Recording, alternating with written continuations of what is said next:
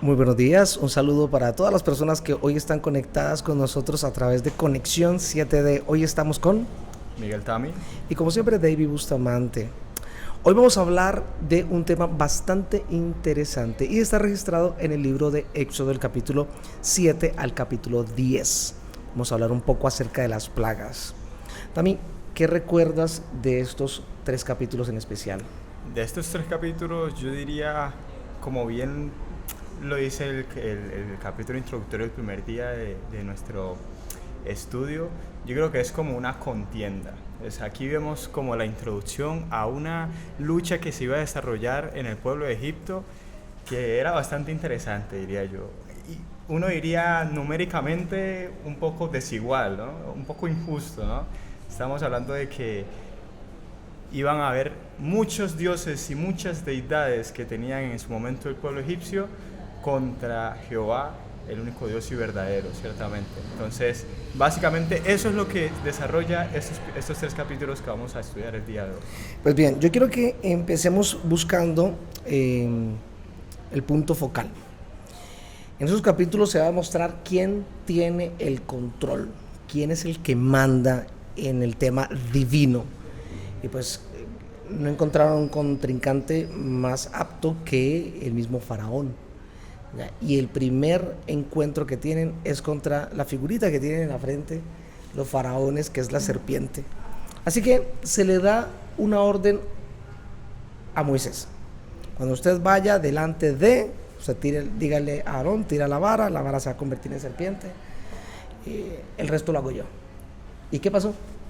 Así mismo fue, tal y como Dios se lo ordenó. Moisés llega al faraón, se presenta, le dice las palabras que Dios le mandó: deja ir a mi pueblo porque yo soy Jehová. Y el faraón obedeció. Moisés tira la vara e inmediatamente se convierte en una serpiente. Sí. Aarón tira la vara, se convierte en serpiente, pero ahora vienen los magos a replicar lo que Dios había hecho. Y quiero que aquí nos detengamos, hagamos un paréntesis y hablemos de 2 aspectos importantes. Uno son los milagros, ¿listo? Y que nuestra audiencia pueda diferenciar entre un milagro y lo que es providencia divina. Milagro, no sé si conoces también cuál es la diferencia entre el milagro y la providencia divina. Quiero entender, pero dejaré que lo expliques a ver si mis ideas son Perfecto. correctas. El milagro es la violación a las leyes de la naturaleza dadas por Dios. Una de las leyes que nos rige a todos es el tema de la gravedad. ¿Listo? Así que les explicamos en algún momento: un niño cae de un 12º piso y al caer, antes de caer, flota, se detiene. Eso es un milagro porque está violando una ley de la naturaleza, que es la gravedad. Providencia divina sería que el niño cayera, se partiera los huesos, pero no se matara. ¿No? ¿Por qué? Porque no hay ninguna ley en el universo que diga que un niño que se caiga de un 12º piso tenga que morirse. Ojo, porque este mismo concepto lo vamos a encontrar en nuestra época. Faraón estaba pidiendo milagros, y hoy la gente, cuando se acerca a una iglesia, pide milagros. Y creen que los milagros son una prueba irrefutable de que Dios está allí. Pero nada más lejos de la realidad, porque a Satanás se le va a permitir hacer milagros, prodigios milagrosos para esta última etapa de la vida. Pero queda claro algo: Dios y Satanás están buscando quién tiene el control. Y eso se ve a través de quién reina de primero en tu vida. Así mismo. Vamos a hablar un poquitico de los dioses de las personas. ¿Qué podría ser un dios para una persona, el común? Pues, yéndonos a la actualidad, yo creo que un dios podría ser, por ejemplo, el ejercicio. Ok. O podemos hablar de otro dios algo más físico, más tangible, podría ser fácilmente un celular, ¿sí? O un dispositivo electrónico cualquiera. Eso podría ser un dios hoy en día, ¿sí? Que reemplazarlo no es sencillo, ¿ya? Porque, por ejemplo, en el caso de los dispositivos electrónicos, están hechos para liberar dopamina. Esa dopamina pues me lleva a mí a que yo le dé el primer lugar a ello. Pero la esposa puede llegar a convertirse en un dios. Tú no tienes esposa todavía, No. pero la esposa es una cosa impresionante, el amor que se genera. Ahora, si la esposa genera amor, no te imaginas lo que puede generar un hijo, ¿no? En tu caso, lo más cercano a estos dos aspectos es mamá, es papá, por tu buena relación. Así que si mamá o papá están ocupando el primer lugar que tienen que ocupar Dios en tu vida, así que mamá o papá también se pueden convertir en un Dios. Un Dios, así mismo es. ¿Ya? Aparecen entonces, comienza entonces un enfrentamiento. ¿Qué Dios tenía el control? ¿Recuerdas cuáles fueron los primeros eventos? Sí, el primer evento, creo que uno de los que más resuena cuando hablamos de las 10 plagas que cayeron sobre el pueblo de Egipto, fue precisamente atentar contra la fuente de vida, no solo de ese pueblo, sino de la humanidad y de cualquier ser vivo, que es el agua. El agua, sí señor. Ahí tendremos a nada más y a nada menos que a Hapi, a Osiris, dentro de la mitología egipcia. Pero aquí hay algo interesante. De las 10 plagas, ¿cuántas plagas tocaron al pueblo de Israel? Esas primeras 3 de las que estamos hablando. Las primeras 3. ¿Por qué crees que tocaron esas 3 primeras plagas al pueblo de Israel? Pues claro, es que aquí esta contienda de quién reina en tu corazón no solo era para los egipcios y para el faraón, sino también para este pueblo que llevaba más de 400 años permeándose de esta cultura pagana que eran los egipcios.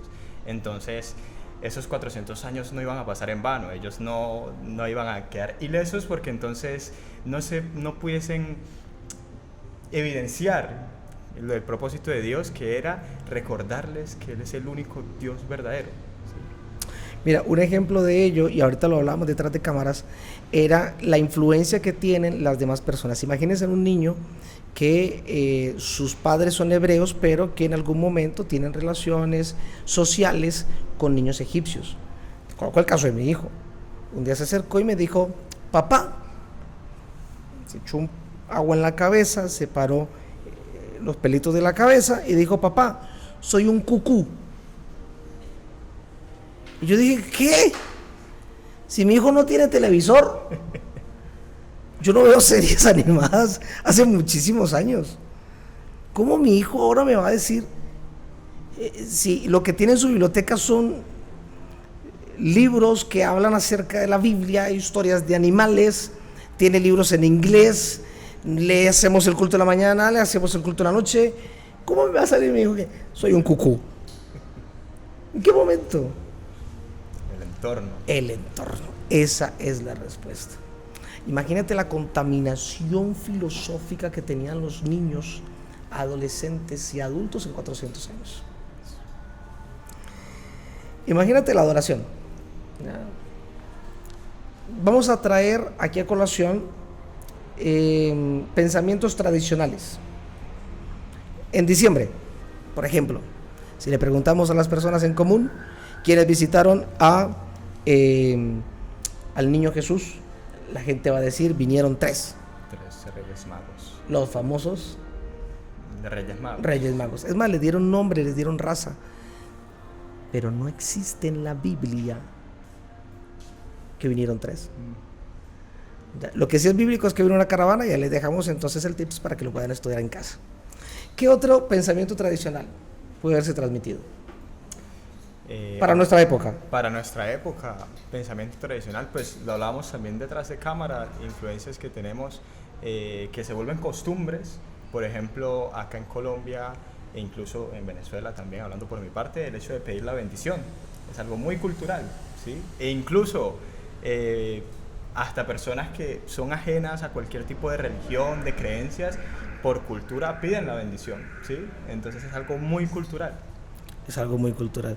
Voy a dar el último tips acerca de este tema, que puede ser tradicional, que no está mal pedir la bendición, porque pues en mi cabeza, a pesar de que yo soy adventista desde los 9 años, no consigo entrar a mi casa sin decirle mamá, nombre de Dios, o mamá, bendición. ¿Ya? Imagínate lo culturalmente impregnado que estaba para los israelitas parte de las deidades de los egipcios. Para aquellas personas que vivimos en algún momento el éxodo que tenían nuestros hermanos venezolanos, se dieron cuenta también que parte de sus palabras que jamás yo había escuchado para referirse a otra persona, por ejemplo, el chamo, ¿ya? No lo había escuchado hasta que vino el éxodo, ¿ya? Palabras que teníamos aquí en Cali que son muy fuertes. ¿Qué palabras tienes en mente? Primero, el PAM, haciendo énfasis en la M, el PAM. Correcto. Hacen parte de nuestra jerga, ¿ya? Y pues no tenemos más de 489 años, cumplimos ayer en la ciudad de Cali, pero esto queda en el tiempo, ¿ya? Y si ustedes les hacen un análisis a toda nuestra jerga, en Cali se van a dar cuenta el por qué hablamos con imperativos, que llegamos a tener problemas. Te voy a contar una historia, haciendo un paréntesis aquí sencillito, de cómo vienen esos choques culturales. Resulta que la que hoy es mi esposa es llanera, viene de una familia muy educada, todo es por favor, gracias, y resulta que cuando yo la conozco, la invito a tomar salpicón con helado. Y todo yo amable, me acerco y le digo yo, ven, tate. Ella me mira, ¿cómo? Que te enteres. Usted a mí no me manda. No, porque no te estoy mandando, te estoy diciendo que te enteres. ¿Ya? Porque al momento de hablar, nuestra jerga tiene imperativos que para las otras personas rayan en la soberbia. Bueno, imagínate esa combinación que tenía Egipto. Hebreos, egipcios, ixus, hititas y cuanta más gente quisieras meterle. Por eso los egipcios se asustan. Claro. Bueno, pero avancemos porque comenzó ese enfrentamiento. Ese enfrentamiento no solamente fue con los dioses en las 3 primeras plagas, se presentaron más dioses. Ya empezaron con las moscas, pestes de ganado, úlceras, granizo, langostas, las tinieblas, y entre la 9ª y la 10ª tenemos a 2 principales deidades. ¿Recuerdas quiénes son? Horus Ra y Ra. Ojo por estas deidades, porque estas ya no son las deidades de bajos niveles. Esta está entre las 10 principales, ¿no? Pero vamos a colocar en orden para nuestra sociedad. ¿Cuáles serían esas 10 cosas esenciales con las cuales tu generación, no haciéndome viejito, porque tengo 36 años, pero tu generación, ¿cuáles serían las 10 deidades más fuertes o las 10 cosas con las cuales ustedes no podrían vivir? Sin ellas. Sí, que ustedes dirían, oye, qué cosa tan difícil vivir sin eso. La primera, internet. Ok. Es algo clave. Mi vida sin internet, creo que directamente la profesión que quiero ejercer y lo que estoy estudiando no podría directamente el internet. Volviendo otra vez al ejemplo, dispositivos electrónicos. Ya la forma en cómo nos comunicamos, cómo trabajamos, cómo hacemos entretenimiento y nos entretenemos es en su mayoría con dispositivos electrónicos. Y creo que esas son las 2 principales, ¿sabes? En las que yo pienso. Pero coloquémosle una más. Pensemos en qué otro aspecto, aparte de la internet, aparte de el dispositivo electrónico, qué cosas diríamos nosotros, oye, esto es indispensable. Te propongo uno. Luz eléctrica. Sin luz eléctrica tampoco tenemos wifi y el servicio electrónico no sirve. Totalmente. ¿Ya? Ahora, uno más. El agua. Y vuelve el ciclo. Sin agua no hay energía, sin energía no hay wifi, sin wifi no hay dispositivos electrónicos. Un elemento esencial para todo ser humano, independientemente de la generación. La comida. Y es aquí donde entra un tema muy sensible. ¿Dónde más en la Biblia se mencionan plagas? En los tiempos del fin, en el Apocalipsis. ¿Y con qué están relacionadas las plagas? En su mayoría también con lo que consumimos en general, de lo que nos alimentamos en muchos sentidos. Miren, es allí donde entra el tema de quién tiene el control. ¿Quién va a manejar las riendas de tu vida? Si lo que comes, lo que consumes alrededor, o realmente dependemos de Dios. Esto es lo que está sintiendo el pueblo de Israel, que se le está yendo de las manos. Que lo que para ellos era manejar el control y que eso se lo dejaron a las divinidades de la suerte, ahora ellos están viendo de que nada de eso es real. Tu generación va a vivir, porque estoy convencido de que tu generación hará parte de los 144,000, y espero que tú estés allí, que tendrán el privilegio de ver a Jesús venir en gloria. Amén. Pero también no podemos decir de que las plagas no han de caer. Ahora, ¿cuándo caen las plagas? Justo cuando se cierra el tiempo de gracia. Así que si te caen llagas, cerrado el tiempo de gracia, eso ya es un indicio de que Algo anda mal. algo no está muy bien. Ahora, para evitar las plagas, desde ya se nos está dando a nosotros, para la Iglesia Adventista, el séptimo día en especial, una reforma pro salud. Nosotros sabemos qué cosas producen cáncer, con años de anticipación, Sí, totalmente. cosas que hacen daño. La carne, Ok, los lácteos, ok. y una con la que personalmente lucho y que es principal, el azúcar. El azúcar también hace daño terrible y yo personalmente es algo que yo sé que es una lucha, pero yo cada vez que paso por una tiendita, por un abasto, por una panadería y tengo 2,000 pesos ahí sueltos, es muy difícil no comprarme algo que sea dulce, ¿sí? Pero sí, es algo que sabemos con mucha anticipación y con estudios en gran cantidad que hacen daño al cuerpo. Bueno, es allí donde entra entonces el concepto, ¿quién tiene el control? ¿Cuáles son los frutos del Espíritu de Dios? Amor, gozo, benignidad, amor propio y dominio propio es. Dominio propio. De hecho, mira que el último es dominio propio. ¿Cómo controlo o cómo manejo yo el dominio propio? ¿Cómo hago que el dominio propio sea una realidad en mi vida? ¿Por dónde empiezo? Yo creo que uno tiene que empezar de rodillas. Ok. Porque a pesar de que dice dominio propio, uy, se cayó. A pesar de que dice dominio propio, yo creo que viene primero de Dios. Y hay cosas que como seres humanos no podemos pretender que podemos lidiar con nuestras propias fuerzas. Porque creo que ese es el primer pensamiento que precisamente nos lleva a caer. Sino que precisamente ese dominio propio venga primero de una dependencia total hacia Dios.